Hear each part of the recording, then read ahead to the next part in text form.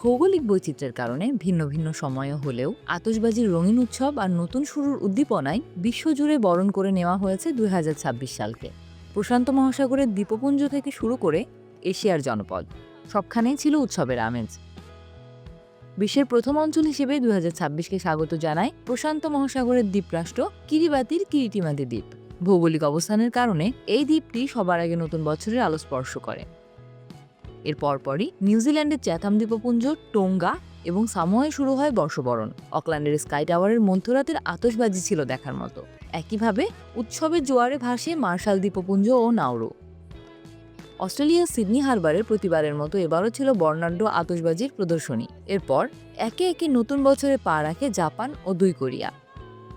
জাপানের মন্দিরগুলোতে ঐতিহ্যবাহী ঘণ্টা বাজিয়ে এবং ধর্মীয় আচারের মাধ্যমে শান্তিময় বছরের প্রার্থনা করা হয়। এরপর চীন, ফিলিপাইন, মালয়েশিয়া ও ইন্দোনেশিয়া সহ দক্ষিণ পূর্ব এশিয়ার দেশগুলোতে শুরু হয় জমকালো আয়োজন। পর্যায়ক্রমে মঙ্গোলিয়া, তাইওয়ান, হংকং, সিঙ্গাপুর ও রাশিয়ার ইরকুটস্ক অঞ্চলে নতুন বছরের সূচনা হয়। সবশেষে দক্ষিণ এশিয়ার দেশগুলোর মধ্যে বাংলাদেশ, ভারত, নেপাল, শ্রীলঙ্কা ও পাকিস্তানেও অত্যন্ত আনন্দঘন পরিবেশে ২০২৬কে স্বাগত জানানো হয়েছে। বড় শহরগুলোতে ড্রোন শো, বিশেষ আলোকসজ্জা এবং সাংস্কৃতিক অনুষ্ঠানের মাধ্যমে মানুষ নতুন স্বপ্ন নিয়ে বছরের প্রথম প্রহর পার করেছে।